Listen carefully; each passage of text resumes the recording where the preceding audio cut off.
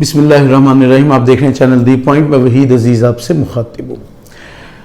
ناظرین، اب جانتے ہیں کہ ہمارے محب وطن سیاستدان اور عوام سے بے تحاشا محبت کرنے والے، درد دل رکھنے والے وہ تمام عظیم سیاستدان جن کی عظمت کو آج ملک کا ذرہ ذرہ جو ہے سلام کرنے پر اس لیے مجبور ہے کہ ان کے منہ سے نوالا چھیننے والے، وہ اپنے آپ کو بڑا سیاستدان کہنے والے اور کہتے ہیں نا بعض خود اپنی ذات کو خود ہی بڑا کہنے والے جو سیاستدان ہیں، غریب ملک کے امیر سیاستدان، وہ اس وقت جمع ہیں دبئی میں. دبئی میں وہ کیا کر رہے ہیں؟ دبئی میں وہ بندر بانٹ میں مصروف ہیں اقتدار کی. جمہوریت کے نام پر جمہور کے حق کو کھا جانے والے، جمہور کو برباد کرنے والے، جمہور کی تذلیل کرنے والے، تضحیک کرنے والے، ان کے حقوق کو روندنے والے، ان کی جائز باتوں کو نہ ماننے والے، ان کے بنیادی حقوق کی خلاف ورزی کرنے والے وہ عظیم سیاستدان جو ہیں، وہ دبئی میں عیش و عشرت والے ماحول میں بیٹھ کر غریب عوام کے مستقبل کے فیصلے اپنی ذات کے مفاد کے پیمانے پر کرنے میں مصروف ہے.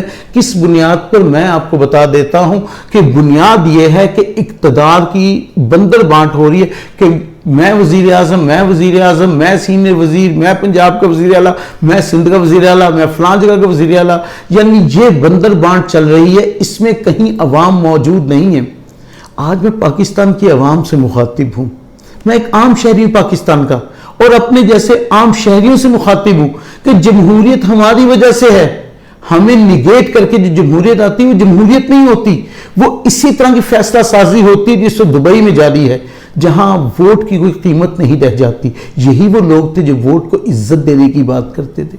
یہی وہ لوگ تھے جو کچھ ماہ پہلے تک ووٹ کی عزت و تکریم کے لیے اپنی جانیں قربان کرنے پر تلے ہوئے تھے. یہی وہ لوگ تھے کہ کسی کا بل زیادہ آ جاتا تھا تو بل سٹیج پہ کھڑے ہو کے لہراتے تھے اور کہتے تھے ہمارے سینے میں درد بہت ہے. نواز شریف کو ایون فیلڈ ہاسپٹل کہتے ہیں، فلیٹ میں جو ہے نیند نہیں آتی.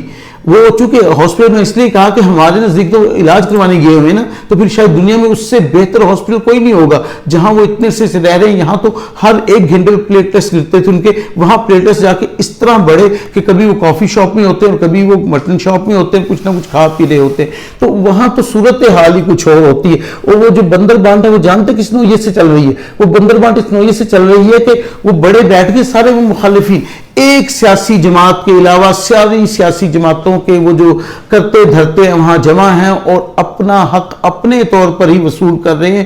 اور اس میں ان حقداروں کو جو ہے حق سے محروم کیا گیا ہے جو بنیادی حق رکھتے ہیں حکومت چننے کا. اس سے بڑی انسانی حقوق کی خلاف ورزی کیا ہوگی؟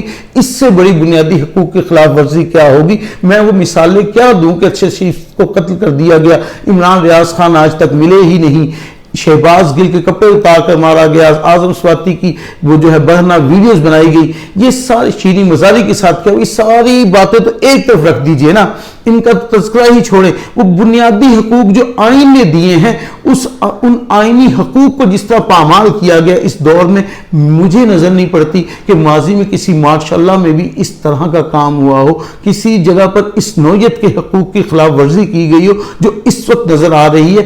الیکشن یہ تو چاہتے نہیں کروائیں. پنجاب کی ایک بڑی جماعت جو پنجاب کو اپنا حق سمجھتی تھی، اب تو خیر پنجاب والوں نے حق کیا، انہیں الیکشن تو لڑیں گے، ان اندازہ ہو جائے گا کہ ہوگا کہ ان کے ساتھ، وہ تو الیکشن کروانے کے حق میں نہیں ہے. لیکن ایک سندھ والی جماعت الیکشن کروانا چاہتی ہے.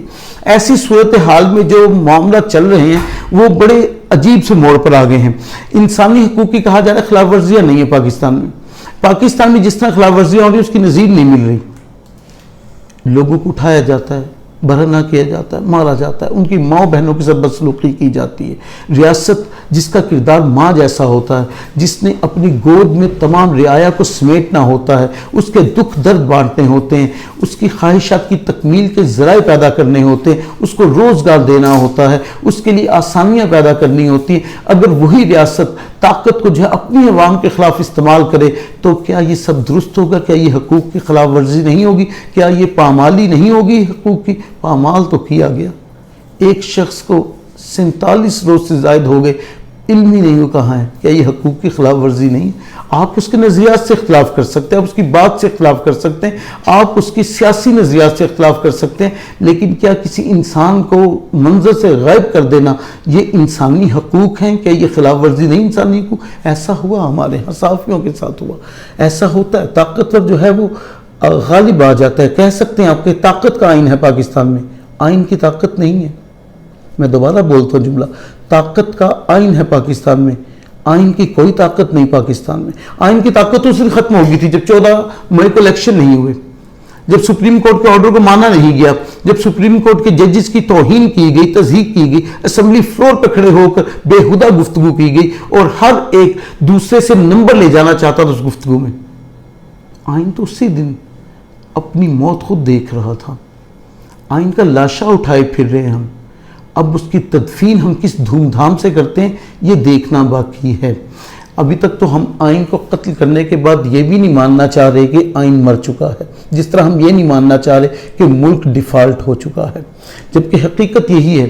اس کو کوئی تسلیم کرے یا نہ کرے، یہ آنے والی نئی حکومت کے کندھوں پر بوجھ ڈالا جانے کی کوشش کی جا رہی ہے. اس لیے کہ اگر اس وقت اس بات کا اعتراف کیا جائے تو جو موجودہ یہ جو مربع حکومت ہے، جو مختلف ذائقوں کی ملی ہوئی حکومت اور مختلف پارٹیوں کا مجموعہ ہے، ان کے پاس بنیادی طور پر اگر آپ دیکھیں کوئی ایجنڈا تو تھا نہیں سوائے اپنے مخالف کو ہٹانے کے، یعنی عمران خان کو ہٹا دیں یہ کامیاب ہے، عمران خان الیکشن نہ لڑیں تو کامیاب ہے، عمران خان نااہل ہو جائے تو یہ کامیاب ہے، عمران خان سیاسی منظرنامے سے ہٹ جائے تو کامیاب ہے.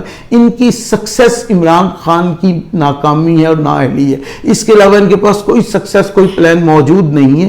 بجٹ جو دیا گیا تھا، میں نے اپنے ایک ویلوگ میں کہا تو میرے بہت سے دوستوں نے اس پر بہت سے اعتراض والے کمنٹ بھی کیے. میں ان کو وضاحت دینا چاہتا ہوں کہ میں نے کہا تھا دو طرح کا بجٹ بنایا گیا. ایک بجٹ وہ ہے جو کنٹرولڈ میڈیا ہے، اس کو دیا جا رہا ہے کہ یہ پڑھ کے سنا دو.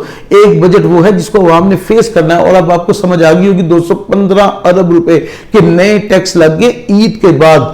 عید کے گوشت کو کھا لینا چاہیے لوگوں کو تاکہ ان میں انرجی پیدا ہو جائے، ان کا امیون سسٹم مضبوط ہو جائے، پھر وہ اس مہنگائی کو سہنے قابل ہوں، ان کی محنت مزید بڑھ جائے گی اور ان کی آمدن مزید کم ہو جائے گی. اس نوعیت کی مہنگائی آنے والی ہے، ایک ایسا طوفان آنے والا ہے مہنگائی کا. اور یہ جو قابل ترین حکومت بیٹھی ہوئی ہے نا، یہ اس کی ناقابل یقین خدمات ہیں جو اس نے عوام کی کر دی ہیں. اور ایسی خدمت کی عوام کی کہ عوام کو ہمیشہ یاد رہیں گے کہ کس کمال کے یہ حکمران تھے اور کیسی سپیڈ تھی شہباز شریف کی. اللہ کری یہ سپیڈ جو ہے کسی اور ملک میں شفٹ ہو جائے تو شاید زیادہ بہتر ہے، کیونکہ ہمارے ملک کو یہ سپیڈ درکار نہیں ہے، نہ ہم چاہتے ہیں. ہم اپنی رفتار میں رہتے تو ٹھیک تھا. اس سپیڈ نے تو ہمارا سارا کچھ ڈبو دیا اور کوئی سپیڈ بریکر ہی آگے آ جاتا جہاں پہ انہیں بریک لگا کر ہی اتر ہی جاتے گاڑی سے، تو شاید زیادہ بہتر ہوتا ملک کے لیے. لیکن اس وقت ایک نیا طوفان آنے والا ہے اور اس مہنگائی کا طوفان. عوام اسے کس طرح فیس کریں گے، لوگوں کا کیا ہوگا، پاورٹی لیول کیا ہو جائے گا، غربت کس نوعیت کو ہوگی، مفلسی کیا ہوگی، یہ تو آنے والے وقت میں خود ہی پتہ چل جائے گا. اور میرے ان دوستوں کو بھی جو اعتراض کر رہے تھے ویلاگ پر، انہیں اندازہ ہو جائے گا کہ میں نے کیا کہا تھا کہ دو قسم کا بجٹ ہے، ایک ڈاکومنٹیشن میں اور ایک امپلیمنٹ ہوگا. اس کے علاوہ ایک بڑی خبر آپ سے شیئر کرتے ہیں، بہت بڑی خبر، ایک اچھی خبر پاکستان تحریک انصاف کے لیے بھی. پاکستان تحریک انصاف اچھی خبریں سنیں اور صحیح ہو گیا انہوں نے. اچھی خبر عید بھی ہے، عید کے توسل سے آپ کہہ لیجئے ایک اچھی خبر جو ہے وہ آپ پاکستان تحریک انصاف کے کارکنان تک بھی پہنچاتے ہیں کہ پاکستان تحریک انصاف پھر سے جڑنے جا رہی ہے. ایک بڑے لیڈر جو بہت بولتے تھے پاکستان تحریک انصاف کی طرف سے اور بھاگنے کی کوشش کی، بیچارے اس بھاگنے میں ایک دفعہ گرے بھی تھے. میرا اشارہ ہے فواد چودھری صاحب کی طرف. فواد چودھری صاحب کہیں نہیں جا رہے، پاکستان تحریک انصاف ہی واپس آئیں گے اور اسی کا حصہ بنیں گے. اسی طرح اور بہت سے ایسے لوگ ہیں جو پلٹ کر لوٹ کر اسی شاخ پر واپس آ کر بیٹھیں گے جس شاخ سے وہ اڑ کر گئے تھے. یہ آپ سے خبر شیئر کر رہا ہوں، آپ کو اطلاع دے رہا ہوں. میں نے کہا تحریک انصاف کے کارکنان کو خوشخبری سنا رہا ہوں کہ فواد چودھری صاحب تحریک انصاف ہی میں رہیں گے، تحریک انصاف ہی کو ری جوائن کریں گے واپس آ کر اور اسی طرح اس میں کام کریں گے، اسی طریقے سے کام کریں گے. اور بھی بہت سے لیڈران کی واپسی ہو رہی ہے، لیکن ایک شخصی خبر آپ کو میں نے پہنچا دی ہے. دوسری کسی بھی ایسی خبر کے لیے اگلے ویلاگ کا انتظار کیجئے گا. انشاءاللہ آپ سے ملاقات ہوگی. چونکہ یہ ویلاگ میں عید پہ بنا رہا ہوں تو آپ کو عید مبارک بھی، اور اپنا بہت سا خیال رکھیے گا، اپنے اہل خانہ کا خیال رکھیے گا. اللہ کرے آپ کی ہم سب کی یہ عید حقیقی معنی میں خوشگوار عید ہو اور ہمیں سیاسی اعتبار سے، معاشی اعتبار سے اللہ رب العزت جو ہے وہ مستحکم کرے، ہمارے اداروں کو مضبوط کرے، اور اداروں کو یہ توفیق دے کہ وہ عوام کی حقیقی خدمت کر سکے، اور ساتھ ہی ساتھ سیاستدانوں کو اللہ ہدایت دے، اور ایسی ہدایت دے کہ وہ عوام کا واقعی درد محسوس کریں، میاں نواز شریف اینڈ کمپنی والا درد محسوس نہ کریں۔ ویڈیو اچھی لگی ہے تو اپنے کمنٹ بھی دیجیے گا، اور ساتھ میں ہمیں یاد بھی رکھیے گا دعاؤں میں۔ اپنا خیال رکھیے گا۔ فی امان اللہ۔